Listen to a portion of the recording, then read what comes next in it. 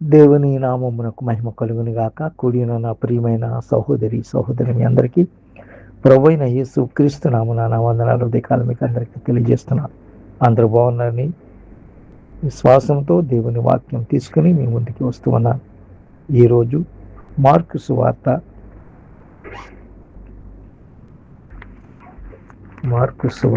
6వ అధ్యాయము. మార్కు సువార్త 6వ అధ్యాయము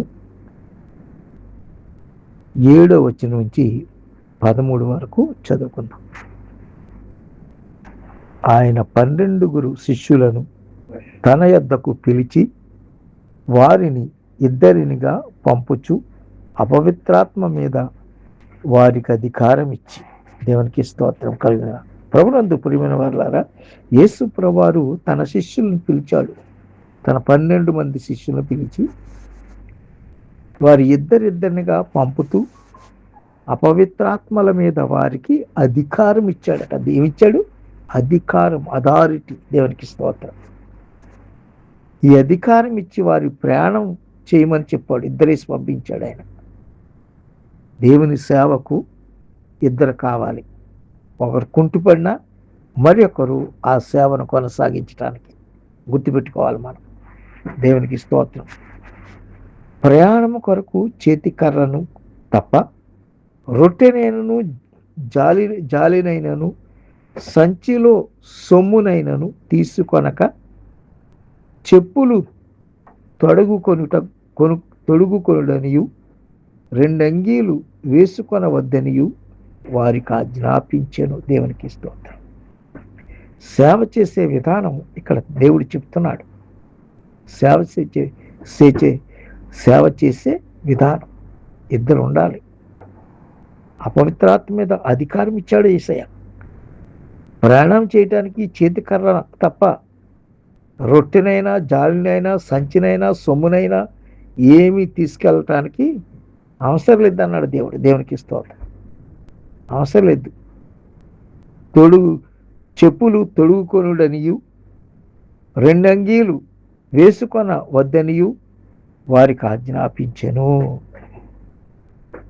చెప్పులు తొడుగుకొననియు 2 అంగీలు వేసుకొనవద్దనియు వారికి ఆజ్ఞాపించాడట. ఏది కూడా ఒకటే, 2 తప్ప. మనుషులు మాత్రం ఇద్దరిని పంపించాడు. వాళ్ళ అవసరతలకు కావలసిన వస్తువులు అయితే ఒకటే, ఒక్కొక్క వస్తువే పెట్టుకోమన్నాడు.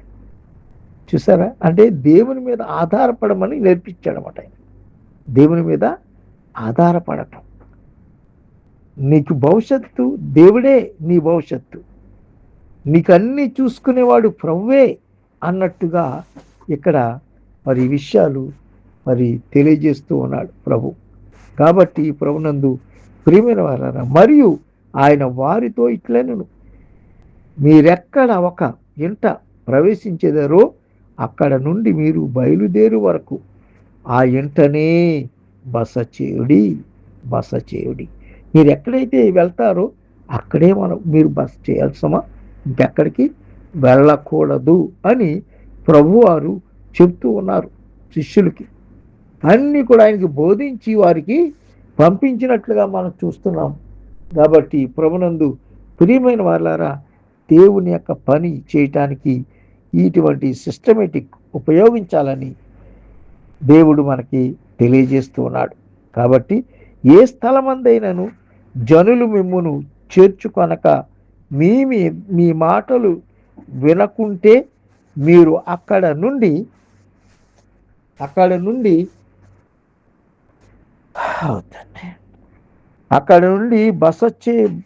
బయలుదేరినప్పుడు వారి మీద సాక్ష్యముగా ఉండుటకు మీ పాదములు క్రింద దులిపివేయుడి.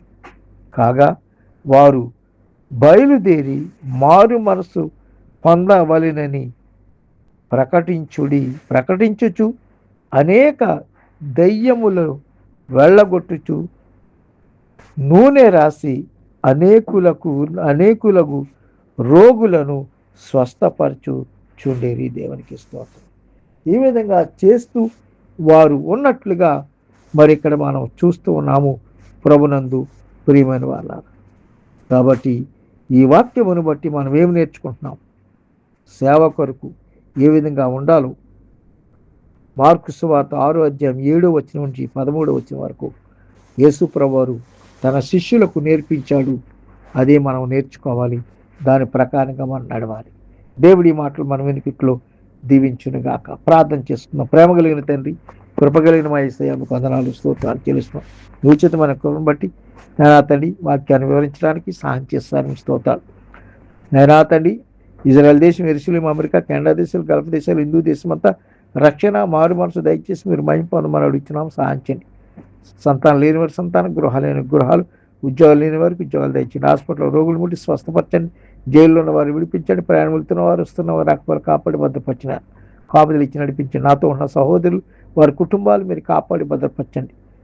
ఖతార్లో ఉన్న టీసీఎఫ్ సంఘానికి క్షమాభివృద్ధి కలిగజేయండి. సంఘం చుట్టూ మీ దూతను కంచి వేసి కాపాడమని అనేక సంఘాలు ఖతార్లో ఉన్న ఆ సంఘాలన్నీ కాపాడి భద్రపరచాలి. కోయిట్లో ఉన్న సంఘాలు, టీసీసీ సంఘాలు, జీటీసీఎం మినిస్ట్రీ అంతా కూడా నీ మహిమార్థం జరిగించి మీరు మహిమపదమని అడుగుతున్నాం. సహాయం చేయండి. గల్ఫ్ దేశాలన్నింటిని బట్టి, దేశపు రాజులను బట్టి, దేశ ప్రజలందరికీ రక్షణ విమోచన దయచేయండి. మహిమ పొందని, ఘనత పొందని. వాక్యాలు వింటున్నవారు, వాక్యాలు షేర్ చేస్తున్నవారు ప్రతి ఒక్కరిని దీవించి కాపాడి భద్రపరిచి మహిమగంత ప్రభావాలు మీకే ఆరోపించుకుంటూ యేసయ్య నామములో అడిగి వేడుకొచ్చున్నాం మా పరమ తండ్రి. ఆమేన్. తండ్రి అయిన దేవుని ప్రేమ, కుమారుడైన యేసుక్రీస్తు వారి కృప, పరిశుద్ధాత్మ కన్యన సహవాసం, కాపుదల భద్రత మనందరికీ తోడేయండి, నడిపించును గాక. ఆమేన్. ఇట్లు మీ ప్రియ సహోదరుడు పాస్టర్ సుదర్శన్ రావు గెడ్డం, దోహా, ఖతార్. దేవుని చిత్తమైనది కలుసుకుందాం. అంతవరకు సెలవు. May God bless you brothers and sisters. Amen. Amen. Shalom.